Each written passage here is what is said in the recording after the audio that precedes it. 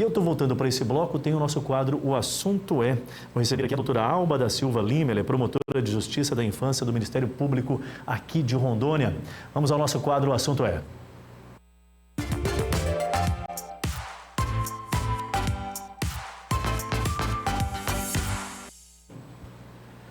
Pois é, estou recebendo aqui a doutora Alba da Silva Lima, promotora de Justiça da Infância e do Ministério Público de Rondônia. Muito boa tarde, seja bem-vinda. Muito grata pelo convite. Doutora, e essa florzinha aqui que eu tenho que explicar para o pessoal, eu não expliquei Então, ainda. O que é? Nós estamos no mês de maio, no dia 18 é o Dia Nacional de Combate contra a Violência Sexual contra Menores. E o Ministério Público, este ano, mudou um pouco o viés no sentido de iniciarmos essa campanha no caráter preventivo desde o dia 22 de abril, quando foi lançada a campanha Conhecimento, Informação, Maior a Proteção.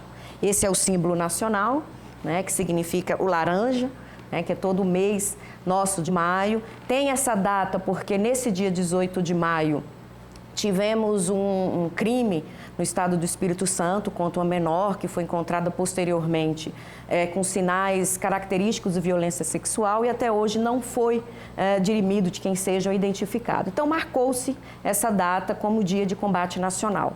Porém, a nossa viés esse ano é que todos os dias seja feito esse combate através da informação. Por quê? Nós não queremos mais vítimas. Não adianta apenas acolher aquele que já foi vítima, já foi alvo de investidas sexuais de qualquer natureza. Não adianta só penalizar, né, doutora? Não. Você precisa agir de alguma forma que a gente consiga prevenir, para que isso não ocorra. E nada melhor do que colocar isso para um debate constante. A sociedade precisa entender, no meu ponto de vista, que é de responsabilidade de todos nós. Porque a gente vê noticiários, vê casos que ocorrem, a gente tem muito hábito de, não é comigo, no meu ambiente, está tudo bem. Não, negativo. Acho que é importante essa conscientização que cada um tem a sua parcela de contribuição. E em todos os locais. Nós convivemos com crianças e com adolescentes em todos os ambientes. No vizinho, com os nossos filhos nas escolas, nas unidades religiosas, nos clubes, nos parques, e há uma visualização muito clara e evidente dessas crianças que são vítimas. Então, mas o grande problema é que elas, por vezes, não se reconhecem como vítima. E por quê? Basicamente, 3 fatores. Primeiro, porque aqueles que são os agressores residem com elas, são muito próximos. Acho que esse é um ponto que torna a questão muito delicada, porque tem até um dito popular, né? O inimigo mora ao lado, dormindo com o inimigo, né? É tema até de teledramaturgia e tudo mais. Isso também acaba sendo um fator de dificuldade, né, encontrado para exercitar o trabalho de combater e prevenir essas questões. Hoje, por exemplo, além desses debates provocados pelo Ministério Público, quais políticas efetivas, e aí não só a competência do Ministério Público, é claro, como eu disse, tanto o poder público, a iniciativa privada, o cidadão individualmente tem uma parcela de contribuição.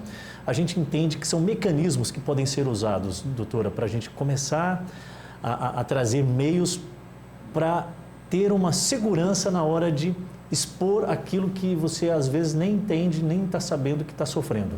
Primeiro, eu sempre digo, é preciso que a criança reconheça o seu corpo e entenda o seu corpo e o poder do não. Então, ela não pode achar normal que seja exposta às suas partes íntimas, que alguém peça foto, mesmo que essa pessoa seja o tio, o vizinho, o pai, o padrasto, aquela mesma pessoa que faz carinho, às vezes, anteriormente à abordagem ilegal.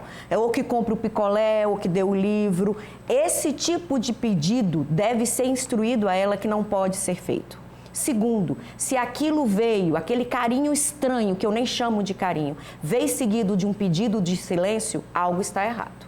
Se eu não posso contar para as pessoas que eu confio, não pode ser algo normal. E a gente está falando de algo, doutora, que é muito importante que seja tratado muito na raiz, na base, no processo de criação. E aí pais e mães, tutores, são os pontos específicos que precisam ser muito trabalhados, né? Educadores, os ambientes onde as crianças estão expostas.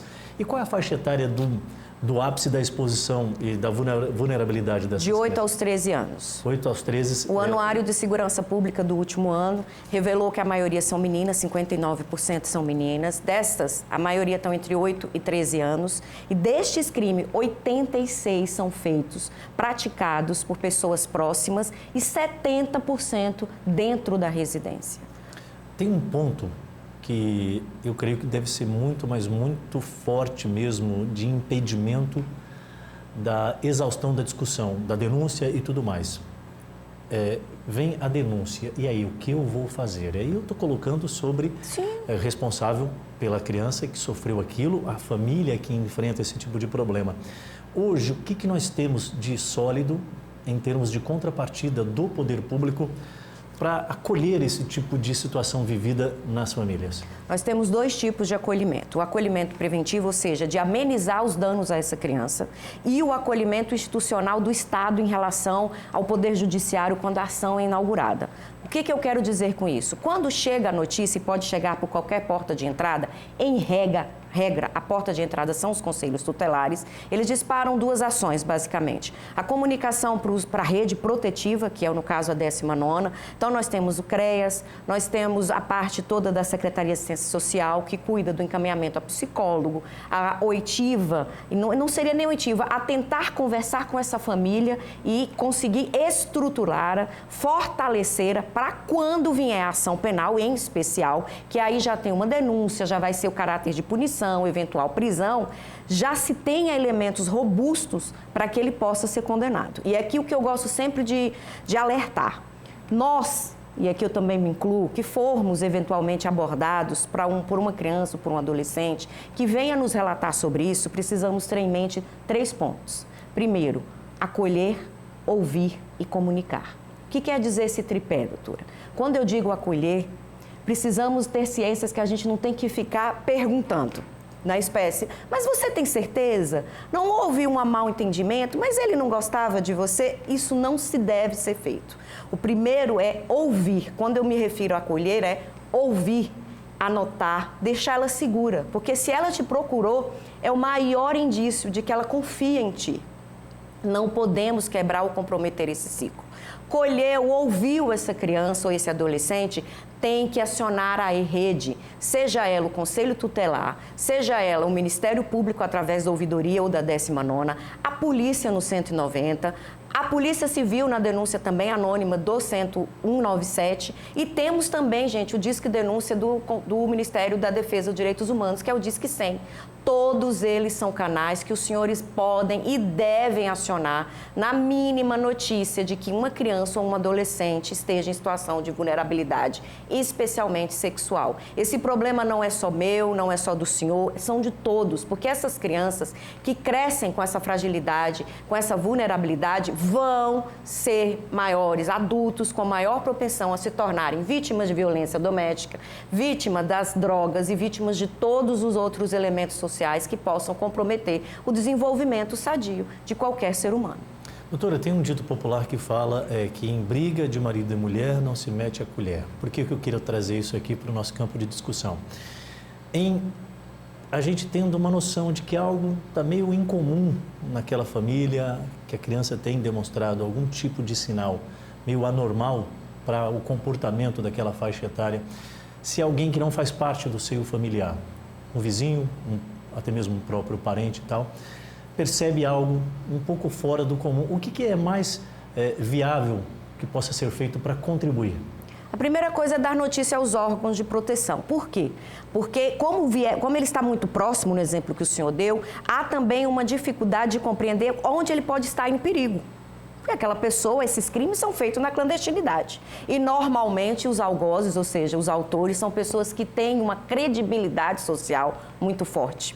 Normalmente que se ouve, mas não acredito que ele fez isso. Tão bom vizinho, excelente marido, filho, então, dá ajuda a todos os vizinhos. Mas é em casa que ele se revela. E não se revela com essas características. Então, o que a gente sempre indica a essas pessoas, se não quer fazer uma exposição física, vá para os canais em que é possível denunciar de forma anônima. E são vários. E as ações que são tomadas, elas também não já criam um devido estardalhaço. Não. Vêm com as devidas investigações, com acompanhamentos, um olhar discreto. Até porque eu acho que isso também é um fator que pode inibir a contribuição de alguém que não está dentro do contexto, ou até mesmo quem está dentro do contexto. O processo inicial ele é tomado com muita cautela, né? Sim, até porque quando vem anônimo, em especial pela ouvidoria ou pelo Disque 100, você tem elementos mínimos. né? A pessoa, a indicação de onde mora, a vítima. E ali você tem que fazer, inclusive, um diagnóstico. A pessoa mora naquele endereço? É veraz isso aqui que estão informando? Então, ninguém vai chegar lá batendo na sua porta e colhendo informações, até porque... Ou a polícia com sirene ligada e tudo mais. Porque, às vezes, as pessoas ficam inibidas. Eu imagino. É importante a gente deixar bem claro que essas políticas, elas são tratadas de forma muito séria.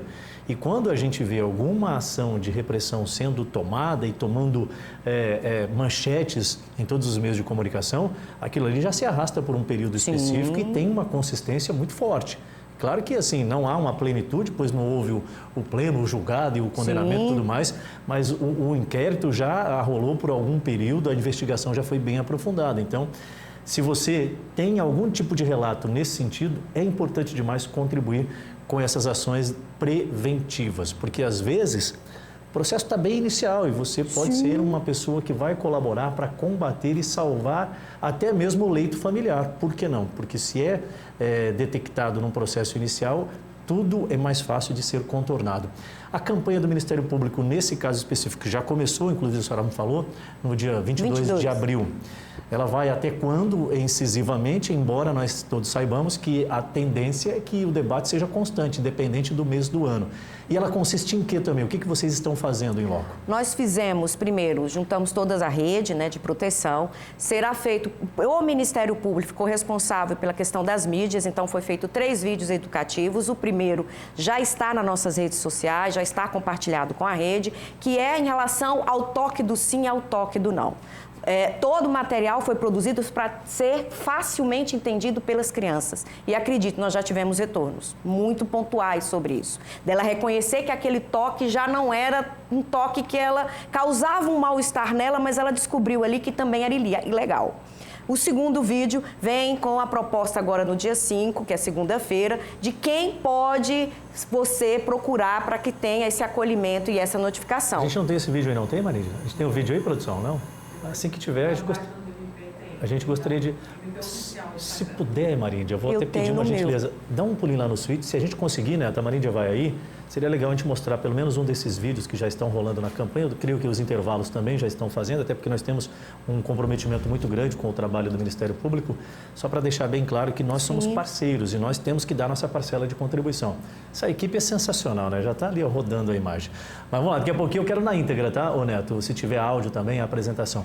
Desculpa, doutora, pode concluir. E o terceiro será ir dando cara às autoridades, às pessoas que podem vir. Então, nós identificamos, colocamos a Polícia Militar. Por quê que eu enfatizo a Polícia Militar? No nosso estado, nós temos uma peculiaridade. A maioria dos nossos distritos, a única representação do estado é a Polícia Militar. Não tem o judiciário, são os distritos, então nós não temos prefeitura. Então, aquela representação tem que ser conhecida pela criança. Então, eles estão no vídeo uniformizados. O elo direto, então, nos distritos principalmente, a gente tem distritos que chegam a mais de 300 quilômetros de Porto Velho. A Polícia Militar é o canal de entrada para começar o processo. E ali vai acionar, porque nós temos os conselhos tutelares distritais, que é de pouco conhecimento, eu acho, da população, que só atendem os distritos. Nós temos 4 na capital e temos o Conselho Distrital, que é responsável pelo atendimento dos nossos distritos de Porto Velho. Levando em consideração essa peculiaridade geográfica de Porto Velho, consequentemente. E até locais não só distantes, doutora, mas também com difícil acesso. A gente está falando de baixo, médio, alto Madeira. Período de cheia, por exemplo, agora do Rio, o fator locomoção ficou muito mais delicado ainda, então é muito pertinente. Eu cito sempre papagaios. Papagaios tem 3, 4. Aquelas pessoas se relacionam, a grande maioria, entre si. Então, é preciso que a gente atente para isso. Sem sombra de dúvidas. Porque aquela criança não vai ter como ter outra voz se nós não formos até elas. Perfeito. Eu estou conversando aqui com a doutora Alba da Silva Lima, ela é promotora de Justiça da Infância, está falando sobre essa campanha maravilhosa. A internet, como é que vocês estão tratando? Porque hoje eu acho que o campo mais delicado que nós temos é justamente a internet. E aqui deixo o meu registrado o apoio que nós recebemos da Polícia Federal, que eu também não sei se a população sabe, mas nós temos em Porto Velho uma unidade de crimes cibernéticos que tem como vítimas crianças. Então, é um grupo específico aqui, representado pelo Dr. Rômulo, inclusive. E o que ele sempre coloca, e eu gosto de enfatizar, que precisamos compreender o seguinte ponto, senhores pais, se me permite ser direcionado para eles. Por favor. Pais e responsáveis. O fato da criança estar no nosso ambiente de casa, dentro do quarto, dentro da biblioteca onde ele estuda, com o celular, não que significa que ele esteja seguro. E por que ele não significa que esteja seguro? Porque o senhor não sabe quem está do outro lado com a conversa com ele. Esses ambientes de jogos, que agora é de âmbito nacional e internacional, nem sempre quem está do outro lado é a criança com a idade compatível à sua. Qual tem sido a rotina dos crimes cibernéticos? Eles ingressam nesses ambientes que deveriam ser ocupados por menores, se fazem passar por menores e dali eles constroem uma amizade que a criança se sente amiga. E nessa amizade, começam a ser feitas abordagens que nós, responsáveis, por vezes não temos noção por acreditar que ali não é nenhum momento de perigo. E digo mais algo que eu sei que vai ser polêmico, mas privacidade quem tem somos nós adultos e assim mesmo pela lei com limites. Criança não pode ter privacidade do jeito que está tendo. Perfeito a colocação. Eu toquei nesse assunto sobre a internet porque, infelizmente ou felizmente, ela veio para ser o divisor de águas. Quando usado de forma positiva, é extraordinária. Mas, dentro deste universo, existem os criminosos, assim como na vida real, aqui ó, no tete a tete. E eles são muito mais ousados ainda por trás de uma tela. E se o pai, a mãe, o responsável, o tutor não estiver acompanhando, imaginem vocês que você não está o tempo todo com a criança. Ela vai à escola, exato. Ela vai para os ambientes de convívio do dia a dia, das atribuições que as mesmas têm com as atividades escolares e você não está acompanhando. E precisa ela socializar. Vai confiar nessa ligação que existe ali porque ela entende que é um amigo virtual, uma amiga do mesmo campo de convivência, do mesmo espectro ali, ó. Então é importante nós termos esse acompanhamento. Há também uma política de orientação para os pais como agir neste sentido, além da verbalização que a senhora fez aqui com muita contundência? O que nós estamos procurando é, nessa primeira fase, tornar o conhecimento mais amplo possível. Então, por exemplo, dia 15 estaremos direcionados aos professores, às unidades gestoras que possam receber. Os pais, qual é sempre a mensagem que a gente procura deixar? Os responsáveis em gerais, vocês precisam ser os primeiros a terem a confiança estabelecida pelos seus filhos. Não pode ter tabu para esse tipo de conversa. E eu cito sempre o mesmo exemplo. Quando você vai ensinar seu filho a escovar os dentes, por que você ensina? Olha, senão seus dentes vão estar comprometidos. No futuro isso vai ter consequência. Você não vai ter uma saúde bucal. Por que você ensina ele a tomar banho? Porque você sabe que ali vai ter todo um depreciamento do corpo, vai chegar a adolescência, aumenta os hormônios, odores e toda aquela consequência. Por que nós não podemos falar sobre a proteção do seu corpo? Isso não tem nada a ver com pornografia infantil, senhores. Vocês precisam que as crianças sejam ensinadas na linguagem propícia para cada idade, de que aquelas partes não podem ser tocadas, que o seu corpo é seu, se você disse não, é não. E se veio com pedidos de silêncio, se causou dor, se foi escondido, se não foi apropriado, é preciso que o primeiro que seja as pessoas que elas confiem. Se os filhos não confiam nos pais, ou não confiam em um dos pais, se eles não forem agressores, ou nos tutores, fica muito mais fácil a abordagem. Perfeito. Então, em se tratando justamente desta campanha que o Ministério Público desenvolve, tem as peças que estão sendo vinculadas, mas esse tipo de bate-papo que hoje a gente teve a condição de receber a senhora aqui, ele é extremamente relevante também para a gente ir cada vez mais chamando a atenção das pessoas para também debater isso no seu dia a dia. Eu acho que nós temos que multiplicar essa informação. Eu quero agradecer a vinda da senhora aqui, parabenizar o Ministério Público pelo excelente trabalho que faz em todos os campos de atuação, um braço direitaço da sociedade. Eu acho que cada vez que o Ministério Público, com a sua representatividade, vem aos meios para comunicar com a sociedade, fortalece o resultado possível destas ações. As pessoas começam a se sentir mais pertencidas e entenderem que é um órgão que é amigo, que é parceiro. né? Eu acho que a repressão vem acima daquilo que é inadequado. Se você está caminhando de acordo com o que é necessário, está aqui um grande parceiro. Então, muito obrigado pela vinda, parabéns. Eu que agradeço. Deixa eu encerrar, então, com o vídeo da campanha que a Marinde acabou de passar para a gente ali, até para a gente também começar a identificar a campanha oficial do Ministério Público de Rondônia.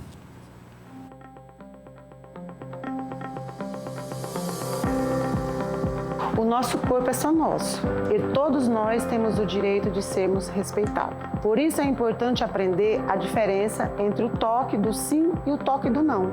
O toque do sim é aquele que acontece com carinho, com respeito e quando a gente quer. Quer alguns exemplos? Dar as mãos a um adulto conhecido para andar na rua. Um carinho na cabeça na hora de dormir. Dançar de mãos dadas, abraçar quando tiver vontade e a saudade aparecer. Quando precisar de ajuda ou de cuidados de saúde, mas o toque do não é diferente. Ninguém pode te beijar ou abraçar sem sua permissão. Não pode fazer você se sentar no colo se você não quiser. Nem fazer carinho em segredo. Também não pode encostar em suas partes íntimas, peitos ou seios, vulva ou pepeca, pênis ou pipi e bumbum. Seu corpo é especial e você pode e deve protegê-lo. Se algo te deixar triste ou desconfortável, conte para alguém de confiança. Em caso de denúncia, o que fazer? Disque 100, 190 e 197 para casos urgentes. Ou procure a Ouvidoria do Ministério Público de Rondônia. Acesse ouvidoria.mpro.mp.br ou ligue 127. Ministério Público de Rondônia, em defesa da sociedade.